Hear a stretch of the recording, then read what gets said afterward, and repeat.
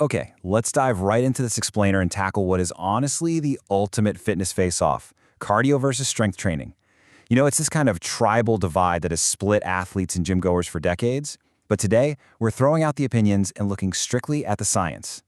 I mean, when you walk into a gym, you probably naturally gravitate toward one side over the other based on your own personal goals, right? But if we strip away that personal preference and look purely at the physiological data, which one is actually better for your long-term health? Well, let's break down exactly what top sports medicine experts have to say about it. So first up, meet the contenders, defining the heavyweights. To really understand this, we have to look at how these systems work inside your body. The core difference really boils down to your aerobic versus anaerobic systems. Cardio is aerobic, meaning it relies on a steady, sustained flow of oxygen to keep you moving over a longer period, which builds efficiency in your heart and lungs. Meanwhile, strength training is anaerobic. It's all about short, intense bursts of energy working against resistance, intentionally forcing localized muscle fatigue so your structure adapts. Now, we all know exactly where running and weightlifting fall, but these buckets are actually a bit broader than you might think. Continuous full-body movements like cross-country skiing, that's pure cardio. But bodyweight practices like yoga, Pilates, and bar, those actually sit firmly in the strength category because they actively rely on resistance to trigger that muscle fatigue we just talked about. All right, let's move right into round one, the calorie and muscle burn. So when we're talking about burning energy right there in the moment, cardio absolutely wins the immediate battle. The high oxygen demand just torches calories efficiently while you're actively moving. But, and this is the big but, strength training is playing a really smart long game.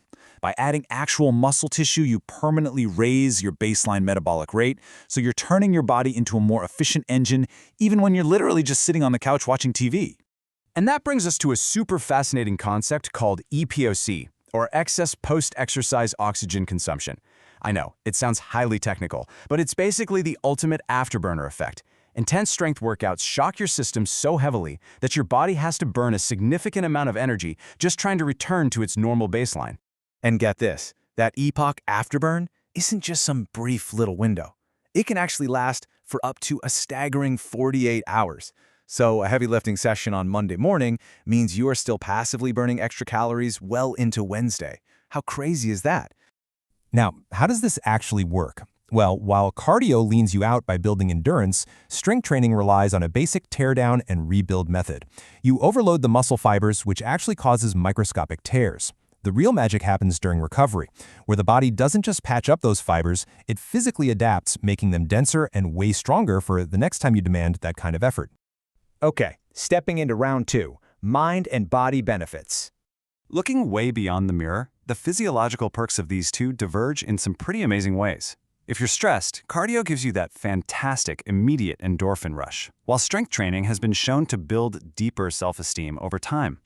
For your overall health, cardio optimizes your internal engine, helping manage things like blood pressure and insulin. But resistance work upgrades your chassis, drastically improving your neuromuscular control, your balance, and even your sleep quality.